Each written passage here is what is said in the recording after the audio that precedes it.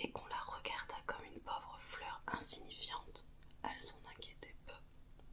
Elle était contente, aspirait avec délice la chaleur du soleil et écoutait le chant de l'alouette qui s'élevait dans les airs. Ainsi, la petite Pâquerette était heureuse comme par un jour de fête, et cependant c'était un lundi. Pendant que les enfants, assis sur les bancs de l'école, apprenaient leurs leçons, elle, assise sur sa tige verte, apprenait par la beauté de la nature la bonté de Dieu, et il lui semblait que tout ce qu'elle ressentait en silence, la petite Alouette l'exprimait parfaitement par ses chansons joyeuses. Aussi regarda-t-elle avec une sorte de respect l'heureux oiseau qui chantait et volait, mais elle n'éprouva aucun regret de ne pouvoir en faire autant. Je vois et j'entends, pensa-t-elle, le soleil me réchauffe et le vent m'embrasse. Oh, j'aurais tort de me plaindre. En dedans de la palissade se trouvait une quantité de fleurs roides et distinguées. Moins elles avaient de parfum, plus elles se redressaient. Les pivoines se gonflaient pour paraître plus grosses que les roses. Mais ce n'est pas la grosseur qui fait la rose. Les tulipes brillaient par la beauté de leur couleur et se pavanaient avec prétention. Elle ne daignait pas jeter un regard sur la petite Pâquerette, tandis que la pauvrette les admirait en disant « Comme elles sont riches et belles, sans doute le superbe oiseau va les visiter. Dieu merci, je pourrais assister à ce beau spectacle. » Et au même moment, l'alouette dirigea son vol non pas vers les pivoines et les tulipes, mais vers le gazon, auprès de la pauvre Pâquerette, qui, effrayée de joie, ne savait plus que penser. Le petit oiseau se mit à sautiller autour d'elle en chantant « Comme l'herbe est moelleuse, oh, la charmante petite fleur au cœur d'or et à la robe d'argent. » On ne peut se faire une idée du bonheur de la petite fleur. L'oiseau l'embrassa de son bec, chanta encore devant elle, puis il remonta dans l'azur du ciel. Pendant plus d'un quart d'heure, la Pâquerette ne put se remettre de son émotion. À moitié honteuse, mais ravie au fond du cœur, elle regarda les autres fleurs dans le jardin, témoin de l'honneur qu'on lui avait rendu. Elle devait bien comprendre sa joie. Mais les tulipes se tenaient encore plus roides qu'auparavant. Leurs figures rouges et pointues exprimaient leur dépit. Les pivoines avaient la tête toute gonflée. Oh, quelle chance pour la pauvre Pâquerette qu'elle ne puisse parler. Elle lui aurait dit bien des choses désagréables. La petite fleur s'en aperçut et s'attrista de leur mauvaise humeur. Quelques moments après, une jeune fille armée d'un grand couteau affilé et brillant entra dans le jardin, s'approcha des tulipes et les coupa l'une après l'autre. Oh, quel malheur, dit la petite Pâquerette en soupirant. Voilà qui est affreux. C'en est fait d'elle.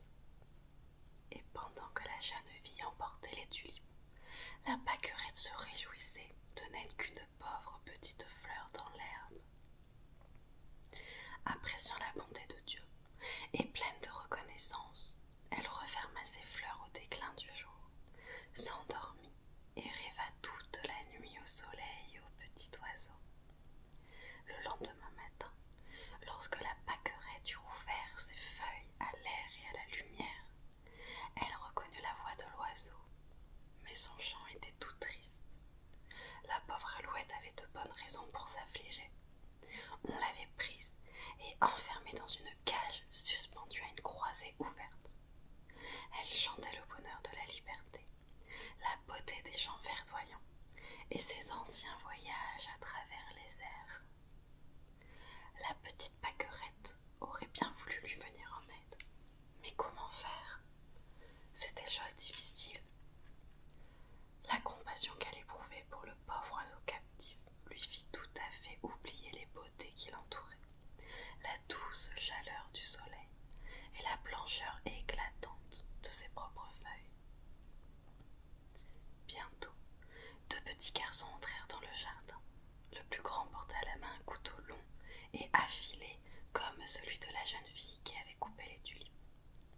ils se dirigèrent vers la pâquerette, qui ne pouvait comprendre ce qu'il voulait.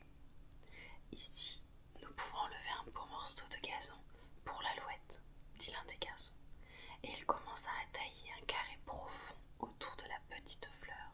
« Arrache la fleur, » dit l'autre. À ces mots, la pâquerette trembla d'effroi.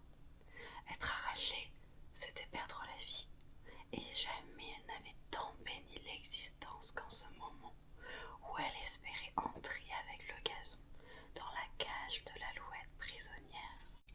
« Non, laissons-la, » répondit le plus grand. « Elle est très bien placée. » Elle fut donc épargnée et entra dans la cage de l'alouette. Le pauvre oiseau, se plaignant amèrement de sa captivité, frappait de ses ailes le fil de fer de la cage.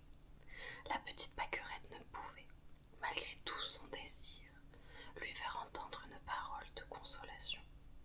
Ainsi se passa la matinée.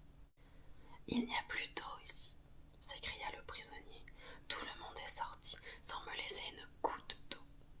Mon gosier est sec et brûlant. J'ai une fièvre terrible, j'étouffe. Hélas, il faut donc que je meure, loin du soleil brillant, loin de la fraîche verdure et de toutes les magnificences de la création. » Puis, il enfonça son bec dans le gazon humide pour se rafraîchir un peu. Son regard tomba sur la petite pâquerette et lui fit un signe de tête amical. Il lui fit un signe de tête amical et dit en l'embrassant: « Toi aussi, pauvre petite fleur, tu périras ici. En échange du monde que j'avais à ma disposition, l'on m'a donné quelques brins d'herbe et toi seul pour société. Chaque brin d'herbe doit être pour moi un arbre, chacune de tes fleurs blanches une fleur odoriférante. Ah, tu me rappelles tout ce que j'ai perdu. » Si je pouvais le consoler, pensait la pâquerette, incapable de faire un mouvement. Cependant, le parfum qu'elle exhalait devint plus fort qu'à l'ordinaire.